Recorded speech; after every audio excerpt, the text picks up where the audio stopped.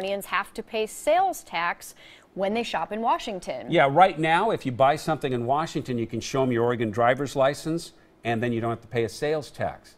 Well, state lawmakers there are considering a bill that would cancel that for Oregonians. They would cancel that tax exemption if they buy something in their state.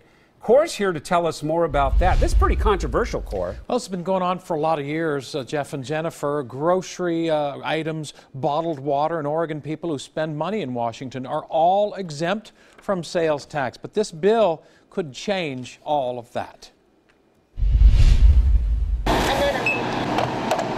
One of the longtime Vancouver businesses that's keeping an eye on the debate over who should pay sales tax is Shorty's Garden and Home on East Mill Plain in Vancouver. Jeff Olson is the general sales manager. He says that Shorty's has built up a devoted group of customers who come across the river to shop from North Portland. They assume they come over here and not have to pay sales tax. How do you think ending the exemption will affect that? Well, I think that would really drive a lot of those folks back to other Oregon businesses where they wouldn't have to pay the sales tax. I learned today from Vancouver State Representative Jim Mueller that Washington's expected to miss out on about $60 million worth of sales tax revenue because of that out-of-state sales tax exemption in the next 2 years.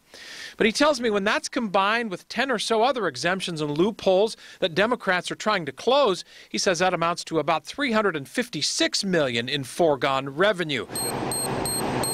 That's money, he says, it could go to schools and other essential state services. The truth is that Oregonians are as likely to pay sales tax as they are to pump their own gas.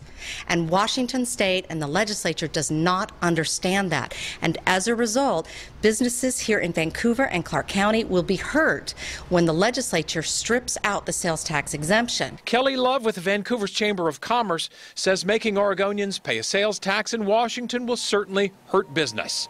She also tells me she thinks that $60 million or so in projected revenue will never materialize because fewer Oregonians will wind up shopping in Washington. And I just got off the phone with the clerk there at the Washington State House. This is HB 2269. It did pass out of committee yesterday, so it's ready for debate on the House floor. But here's the deal on this. The Democrats on the House floor tend to like this measure because it's a way of raising revenue without actually raising taxes. Senate Republicans have a dimmer view of this, so we'll see where this goes. The end of this legislative session is this weekend, so at this point, really, I'm told anything is possible here in this. And this isn't a new idea, right? No, it's been tried maybe Many 4 or 5 times in the last decade or so, and each time it has some proponents, but then seems to fizzle out. I can really see why Vancouver business owners particularly are concerned about this. A lot of people near the border do get maybe single digits numbers of customers, but it's a sizable amount. Certainly worth a story following then, Cora. Keep an eye on it this week. week. All right.